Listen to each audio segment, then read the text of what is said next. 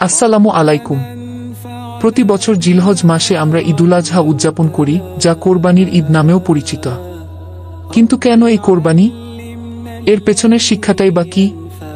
চলুন জেনে নিই।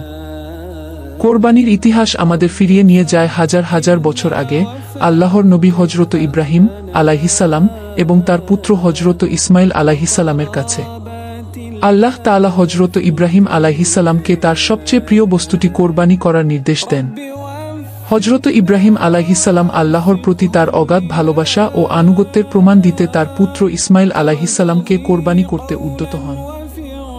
যখন হযরত ইব্রাহিম আলাইহিসসালাম আল্লাহর নির্দেশ পালনের সম্পূর্ণ প্রস্তুত, ঠিক তখনই আল্লাহর হুকুমে হযরত ইসমাইল আলাইহিসসালামের পরিবর্তে একটি দুম্বা কোরবানি হয়ে যায়। এই ঘটনাটি ছিল আল্লাহর পক্ষ থেকে একটি পরীক্ষা। কোরবানি মানে শুধু পশু জবাই করা নয়, বরং আল্লাহর প্রতি পরিপূর্ণ আত্মসমর্পণ, ত্যাগ ও তাকওয়া অর্জন করা। এর মাধ্যমে আমরা আল্লাহর সন্তুষ্টি লাভের চেষ্টা করি এবং দরিদ্র ও অভাবী মানুষের প্রতি সহানুভূতি প্রকাশ করি। সামর্থ্যবান মুসলিমদের উপর কোরবানি ওয়াজিব। কোরবানির মাংস সাধারণত 3 ভাগে ভাগ করা হয়: এক ভাগ নিজের পরিবারের জন্য, এক ভাগ আত্মীয় স্বজন ও প্রতিবেশীদের জন্য এবং এক ভাগ দরিদ্র ও মিসকিনদের জন্য।